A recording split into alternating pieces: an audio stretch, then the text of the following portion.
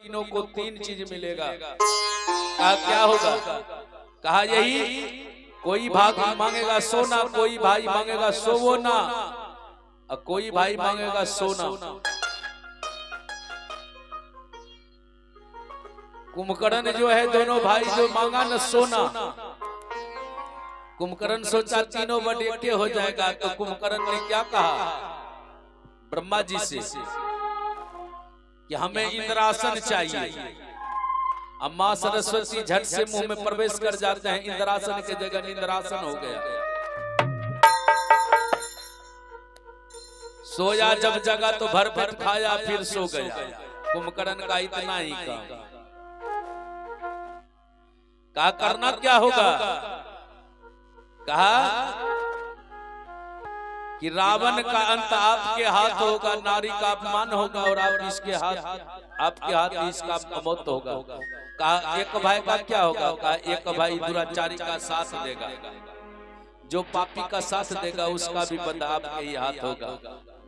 दुर्योधन कुंभकर्ण बहुत प्रकार से रावण को समझाए कि रावण, तू जिस समय पंचावटी में मां जानकी का अपहरण करने के लिए जा रहा था, एक बार भी जिस प्रकार आज हमें जगाया, इसी प्रकार से अगर हमें जगाता तो मैं तुझे सलाह देता जाने का या न जाने का। तू तो साक्षात जगत जननी जगदम्बा का हरण करके लाया है, और कह रहा है कि मेरा साथ दो, भला मैं कैसे तुम्हारा साथ दूं? तू तो अत्याचारी है, अत्याचार किया। नाश तो जरूर होगा, लेकिन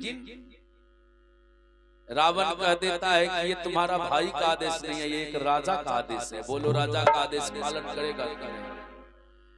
सच्चा प्रजा वही है जो कि राजा का आदेश पालन करता है।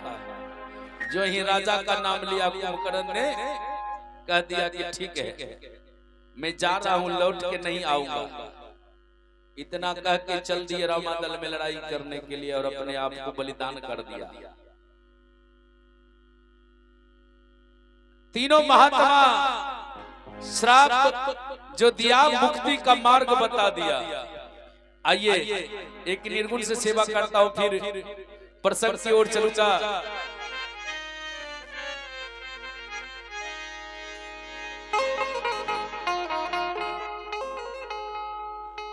अरे बाबू बाबू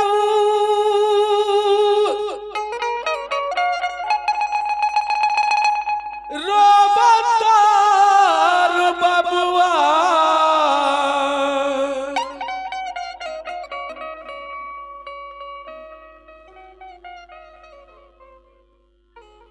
अरे बाबू गैले कौने रे,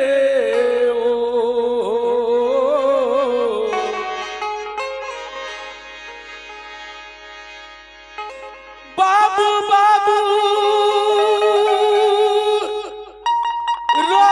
रोवतानी बाबुआ,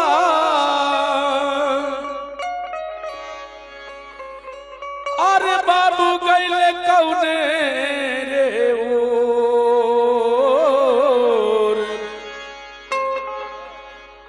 अरे दुलरा के फाटे रे करे जबा,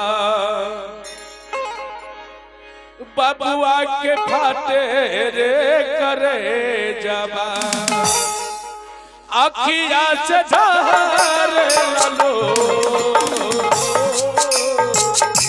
बबुआ के फाटे रे करे जबा, अखिया से धार लो, बबुआ के फाटे रे करे।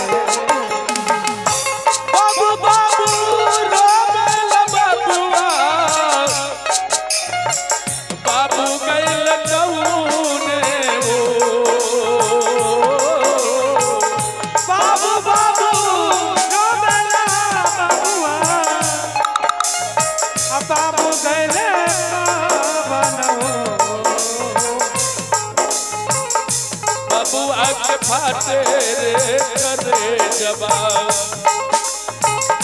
दुलरा के फाटे रे करे जबा, अखिया से धार लो, दुलरा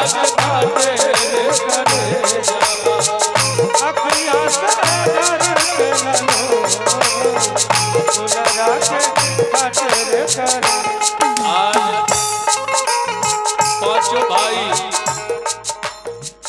स्वर्गीय राघव बाबू के पांचों भाई, दोनों बेटी, नाती, पोता, पोती, सारे के सारे आज उस चेहरा को देखने का प्रयास कर रहे हैं, ढूंढ रहे हैं, लेकिन वह चेहरा अब मिलने वाला नहीं है। करोड़ों भी खर्च कर दे तो वो चेहरा अब नजर नहीं आएगा। इन्होंने राघव बाबू का श्राद्ध आज नहीं, श्राद्ध का सच्चा अर्थ है श्रद्धा युक्त सेवा। इन्होंने अपने पिता और माता का सेवा बड़ी श्रद्धा से किया। आज वही श्रद्धा सेवा के बदौलत ये श्राद्ध सत्संग के माध्यम से हो रहा है। हो बबुआ के फाटे अखिया से ढारे लो, बबुआ के फाटे अखिया से ढारे लो,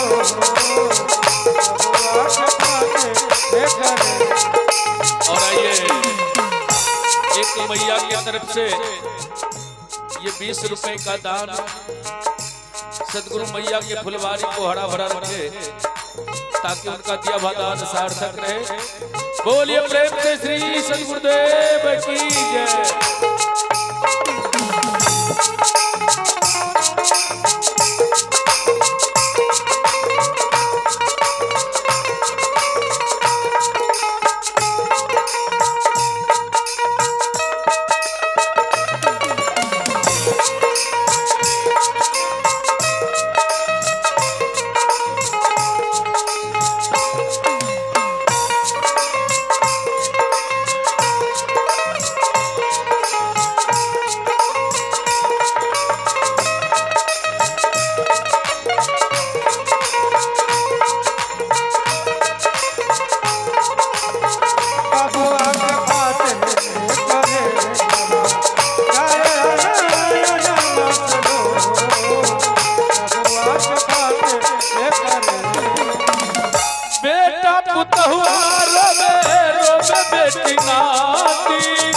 बाबू के याद में धर के लता हो, बाबू के याद में धर के लता हो, बेटा पुतहुआ रोवे रोवे बेटी नाती, बाबू के याद में फाटेला छाती, बाबू के याद में फाटेला छाती हो, बाबू के याद में फाटेला छाती हो, बाबू के याद में फाटेला छाती हो, बाबू बाबू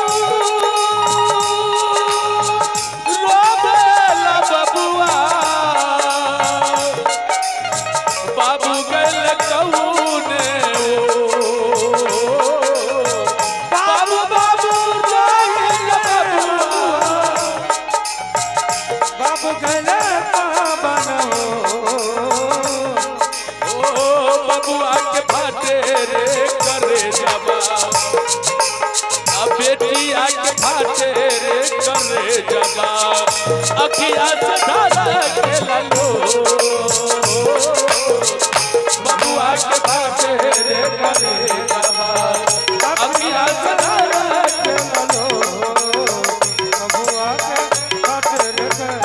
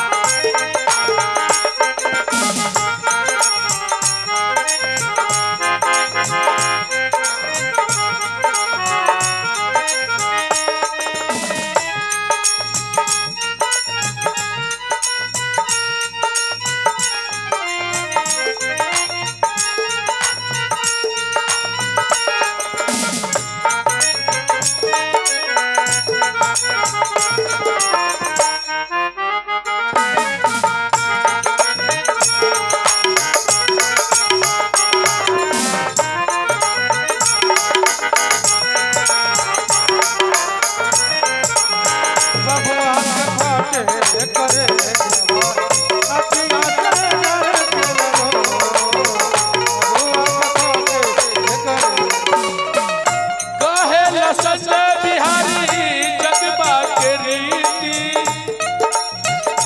एक नहीं एक दिन सबका पे बीती हो कहेला संजय बिहारी जगबा के रीति एक नहीं एक दिन सबका पे बीती ओ कहेला संजय बिहारी जगबा के रीति एक नहीं एक दिन सबका पे बीती हो एक नहीं एक दिन सबका पे बीती हो एक नहीं एक दिन सबका पे बीती हो एक नायक दिन सबका पे बीती ओ दादा दादा ला बबुआ दादा दादा ला बबुआ दादा गइले कहुने वो पोता के फाटे रे करे जबा पोता के फाटे रे करे जबा अखिया चढ़ के लो पोता के फाटे रे करे ओ बाबू बाबू रोबल बबुआ बाबू कैले कहुने वो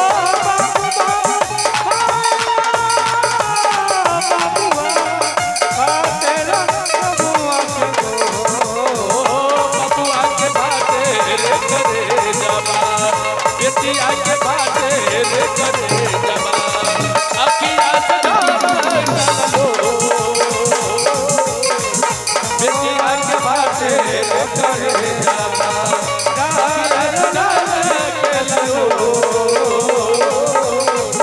बेटिया के बबुआ के बेटिया के भाटे रे करे जबा अखिया